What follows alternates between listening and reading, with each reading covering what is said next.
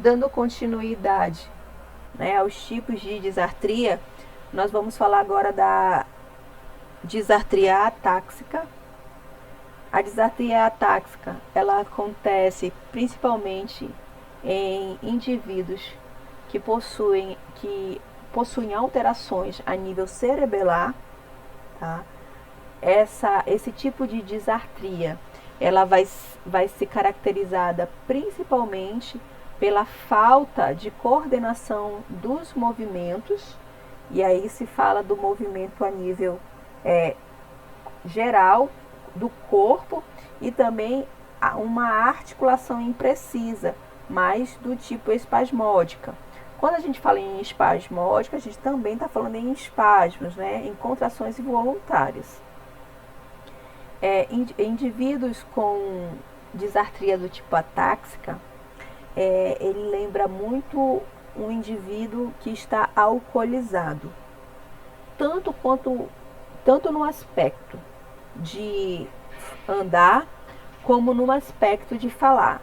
Aquela fala como se fosse de um bêbado, ok? As características de voz e de fala desse paciente, ela vai ter uma voz tensa estrangulada, ok? Uma acentuação excessiva, apresentar um tremor vocal, os músculos afetados pela alteração da disartria atáxica vão ser hipotônicos, ok? Vai apresentar lentidão dos movimentos. A voz monótona, com poucas variações de intensidade, ok? Apresenta alterações na prosódia e imprecisão articulatória, tá? As características são bem parecidas com a alteração do tipo flácida, né, a disartria flácida, mas a disartria atáxica, ela é muito característica porque quando você ouve esse indivíduo falar, você pensa que você está ouvindo uma pessoa que está bêbada. Entanto, quando você observa esse andar, ele também está com uma marcha atáxica, uma marcha como se ela fosse ali cair, aquele vai e não vai.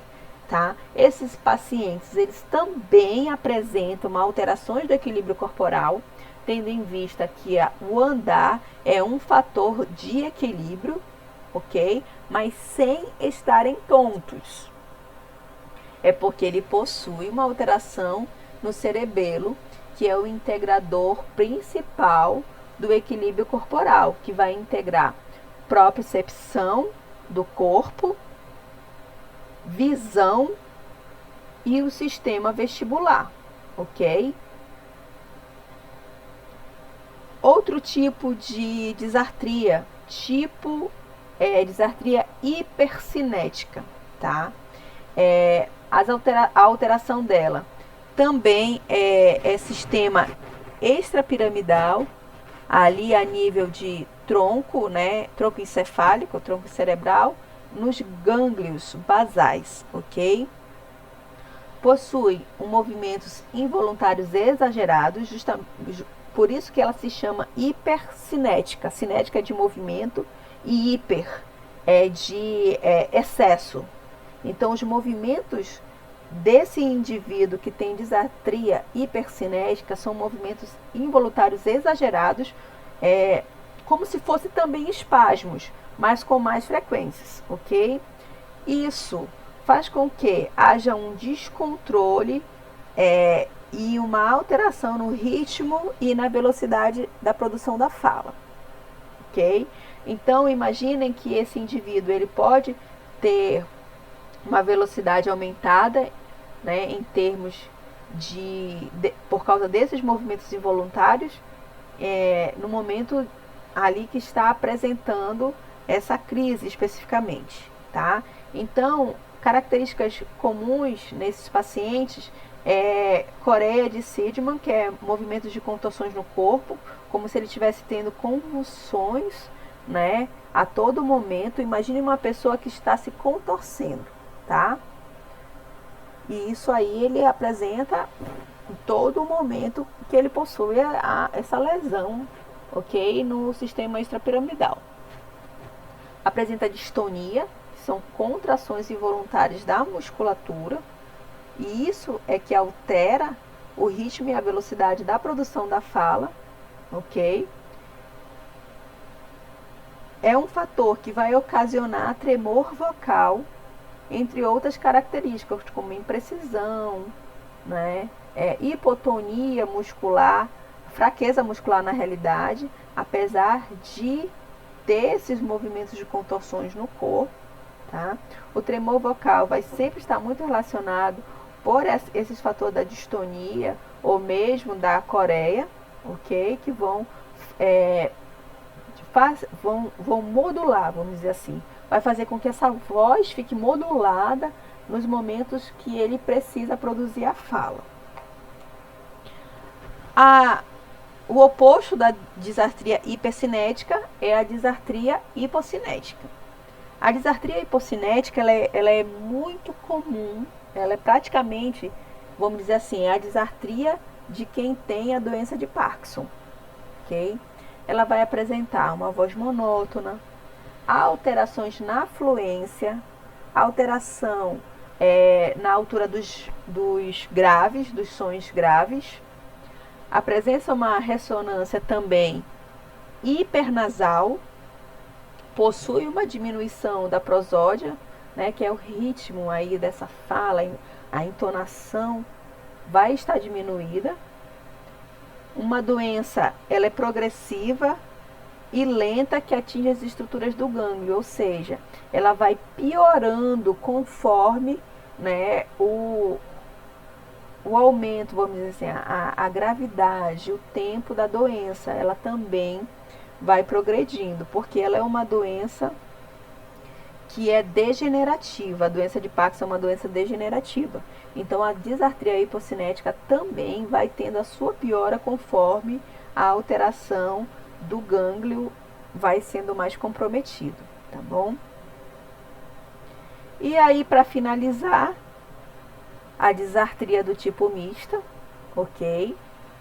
Que ela vai apresentar características de combinações de disartrias entre si, porque nós vamos ter aí locais múltiplos de lesão, ok?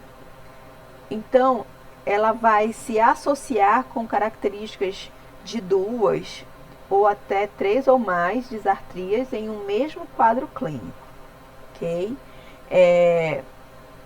Imaginem que pode ter lesões tanto no sistema nervoso como no sistema periférico, e conforme essas lesões, os resultados vai variar entre graus e tipos de disartrias e o local onde está sendo afetado, né? Na esclerose múltipla, nós vamos ter aí um exemplo: espástica e atáxica, né? As disartrias espástica e atáxica. Na ELA, nós vamos ter disartria flácida e espástica, né? Na doença de Wilson, nós já vamos ter alterações do tipo atáxica, espástica e hipocinética, e conforme a alteração desse indivíduo, essas características de combinações das disartrias podem estar presentes, ok? Disartria tem cura? É uma pergunta bem interessante, né? Vamos dizer assim, que toda alteração que acontece no sistema nervoso central, dependendo do tipo de lesão que houve, ela é irreversível, tá? Principalmente nas doenças degenerativas, que tende a piorar com o tempo as características dessa doença no indivíduo. Então, o objetivo do fonoaudiólogo enquanto terapeuta de pacientes disártricos, é melhorar a qualidade de vida desse indivíduo, pois devido principalmente à fraqueza muscular dos órgãos fonoarticulatórios, esse indivíduo ele tende a ter uma subvida, principalmente em termos de respiração, de deglutição, ok? E aí trabalhar nesses aspectos miofuncionais também para facilitar o entendimento e a participação desse indivíduo no meio, tá? Então esses são os tipos de disartrias que existe, né, que a literatura aí nos fala, que estão relacionadas com o indivíduo adulto. É uma coisa que é interessante falar, gente, que a disartria ela também pode acontecer em crianças, ok? Não em bebês propriamente dito, porque quando a gente fala em alteração de linguagem, no adulto principalmente, a criança ela não vai se levar nos aspectos já fásicos, a não ser que ela já tenha tido, né, a aquisição da linguagem propriamente dita. Mas alterações no sistema nervoso central em crianças podem também levar a disartrias, ok?